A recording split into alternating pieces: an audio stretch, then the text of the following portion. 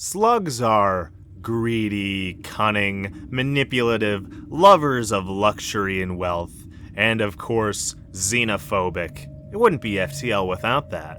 They're rats. The good kind of rats. The kinds I like Mr. Pink. I don't tip. Do you know what these chicks make? They make shit.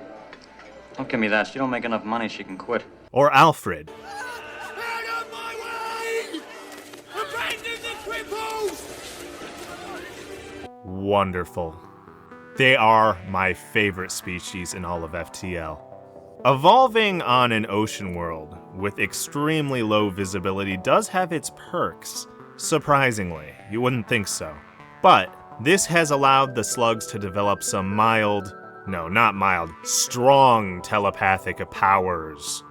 Whether that's being able to see into nearby ship rooms, even without sensors, being immune to mind control, or being able to sense enemy crew waltzing about their ship. What are they up to? What are they doing?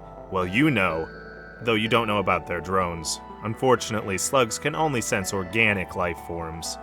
Not to mention there are a ton of blue event options for the slugs. Having one slug crew member can be extremely beneficial due to all these powerful options that they offer you.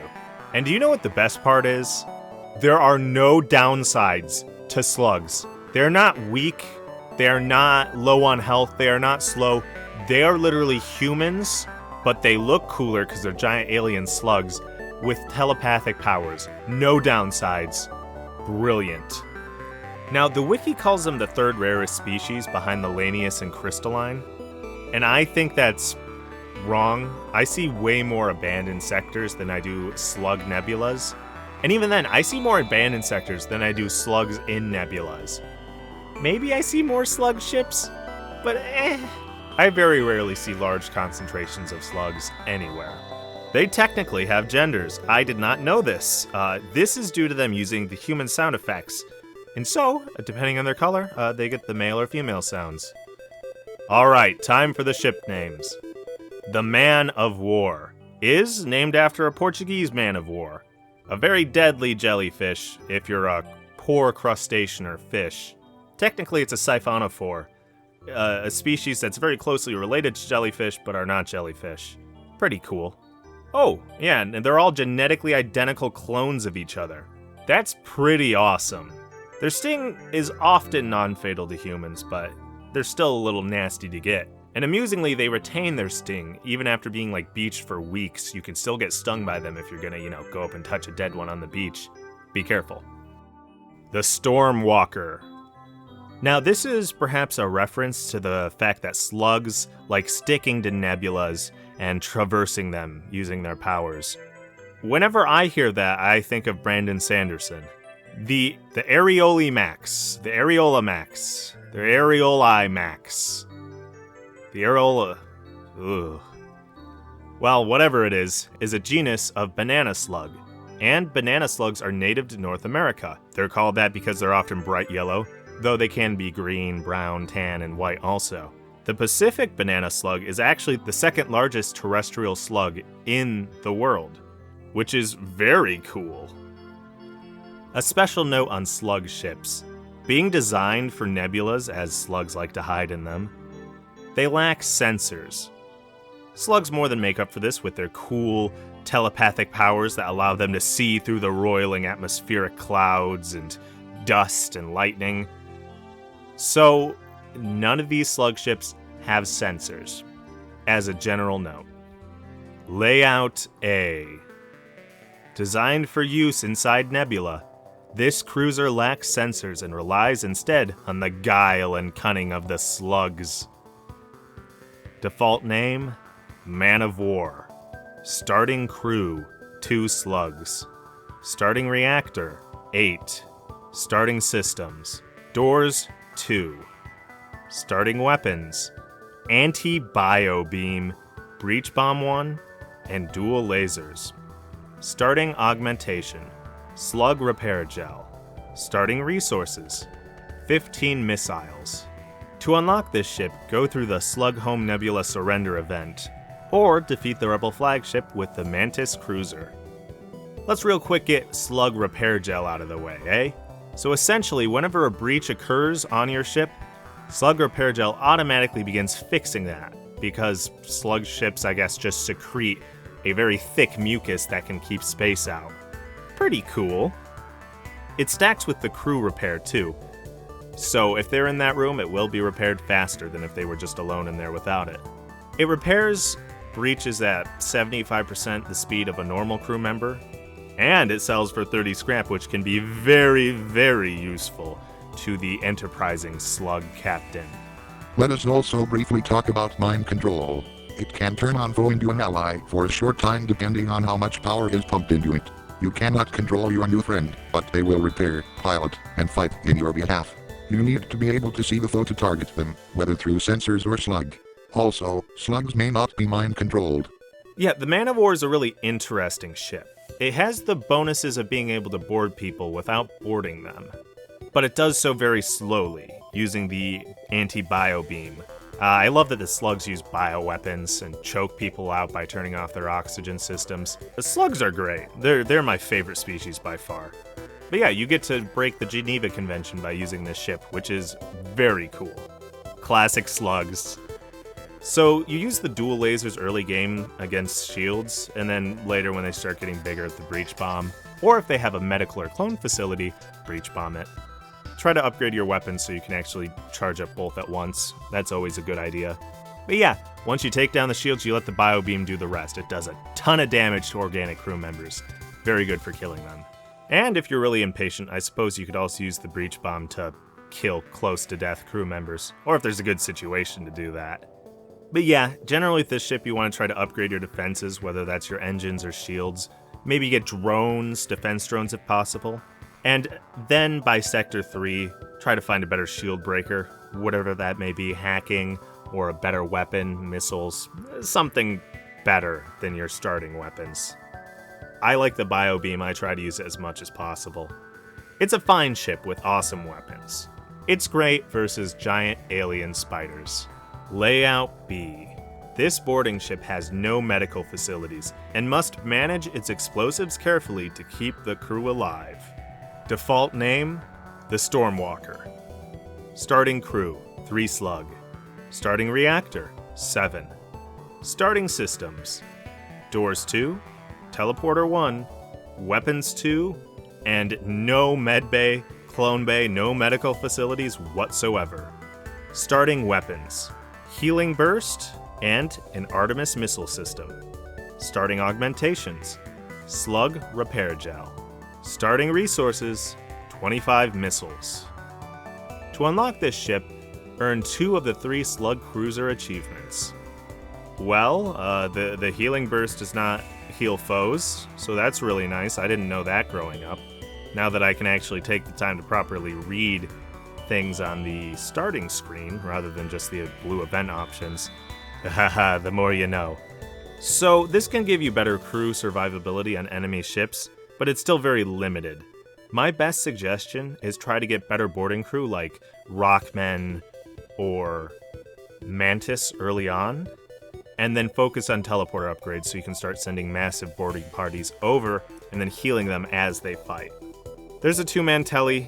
It's not the best, but you can work with it. Yeah, that's really all I got on this ship. The Stormwalker is very interesting, and I will have much more to say in the tier list section of this video. Layout C. Slugs are often skilled in the arts of misdirection and manipulation. With hacking and mind control systems, this ship capitalizes on that fact. Default name, the Areolamax. Starting crew, 3 slugs. Starting reactor, 9. Starting systems, Clone Bay 1, Weapons 2, Doors 2, Hacking 1, Mind Control 1. Starting weapon, Chain Burst Laser.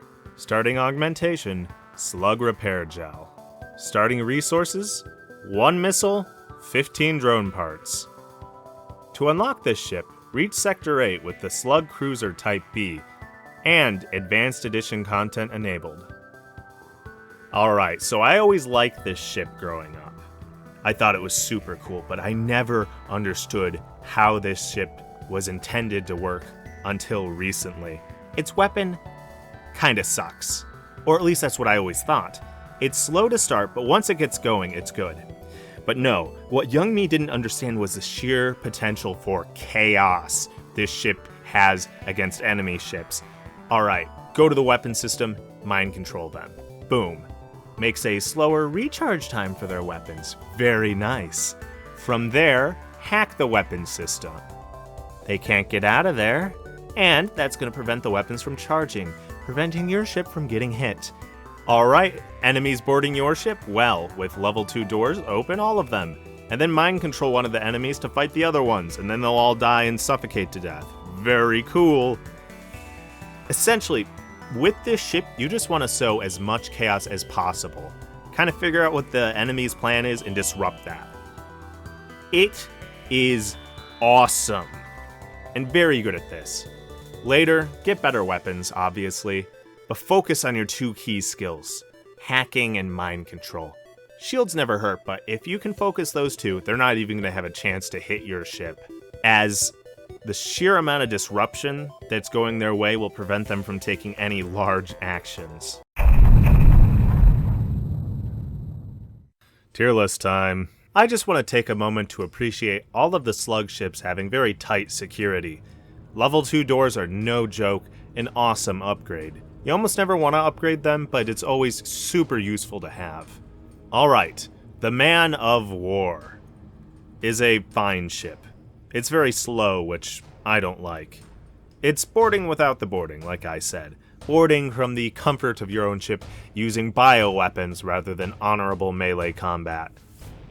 Oh, I like sending Mantis over to butcher people. Yeah, this ship's a little too slow for my tastes. However, it's very sluggy, if you know what I mean. It's not a bad ship by any means, it just depends if you like waiting around, and if you get a little lucky later on and find better weapons to break shields. However, it's by no means a bad ship at all. And I was really kind of strapped. I wasn't sure where to put this one, because I don't know if it's better than the Kestrel or not. The Kestrel has some awesome weapons, but this ship has Slugs, which are just better humans. They're just better species in general to have. Along with that too, the anti-bio beam's pretty cool. This ship's great for blue event options. So I'm thinking... oh dear. Yeah, you know what? We're gonna put it right in front of the Kestrel. Sorry, Kestrel, but the Man of War is cooler than you.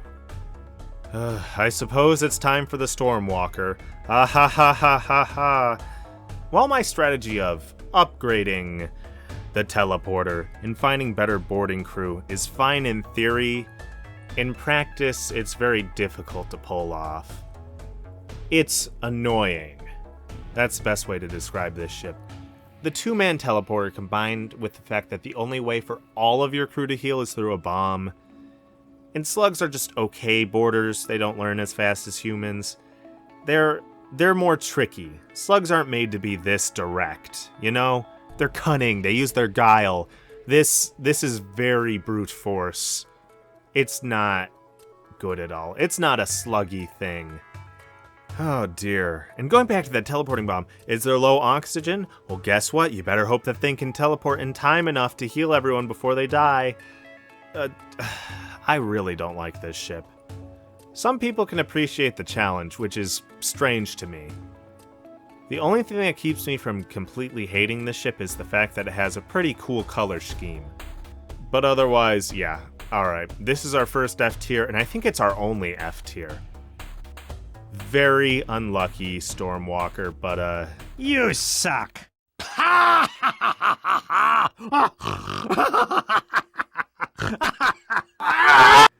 oh boy, the name again. The Areola Max. The Areola Max. The lime green slug ship. Oh! I just connected the dots. The banana slugs are bright yellow, and this ship's a lime green yellow. Oh dear. You would think that'd be obvious. Oh, well, anyway. This ship is epic. Not only is it a cool color, but it is a menace with its mind control and hacking. The chain burst is okay. You're gonna get rid of it eventually. Hey, ignore that for now. Don't worry about it. You're fine with it early game. Later game you want to get better, but that mind control and hacking, so chaos. Shut down key systems, whatever they may be, whether that's the shields, the weapons, counter hacking, drones, piloting if they're trying to escape, doesn't matter. Along with that, so chaos aboard their ship with mind control. All of your slugs are immune to mind control if they have it. Haha, unlucky. This ship is amazing. One of my favorite features of this ship, because I hardly ever send my crew out to fight borders, I just try to deoxygenate the rooms they're in and starve them out. That's a problem normally when they get to the door control room, because they can break it. However, this slug ship has you covered because the door control room has a vent leading right out into space. So if they do go in there, open that and they'll go, oh shoot, and try to run out. Beautiful. I love that. Not to mention Clone Bay. I've debated back and forth in other videos if this is a plus or not. It's a plus to have a Clone Bay. There's so many good blue event options. This ship is the king of blue event options between your Clone Bay and all the slugs. And with that, and its capacity for just screwing over your foes, this is an S tier. Middle of S tier, 100%. It can't ever go above my dear Mantis. However, it's pretty dang close. Oh boy, Areola Max is good, but the Basilisk is way better. But the Basilisk is barely better. I like them both a lot. They're tied for my top 3 favorite ships in the game. And we'll get to my favorite another day. But with that, thank you all for watching. Thank you for all being patient for the FTL videos. I know most of you are here for that. And don't worry, they're coming. We'll go to the end. I get series done. I get things done. Woo! Oh yeah, I need to plug this more. I have a Discord if you want to come join it and chat about FTL or like miniatures and stuff. Though I don't know how many of you are into that. But yeah, there's a little FTL section. Go in FTL, talk there. I have like one wonderful person who sometimes talks in there, bless their hearts, but we could always use more. So with that, thank you once again for watching. Thanks for sticking around right till the very end. Bless your little heart, jeepers. Hopefully it's not little, actually. You need to pump blood through your veins. Wouldn't want that to be little. I don't know where I was going with that. Well, in any case, I hope you all have a great day, and I hope to see you in the next video. Bye-bye.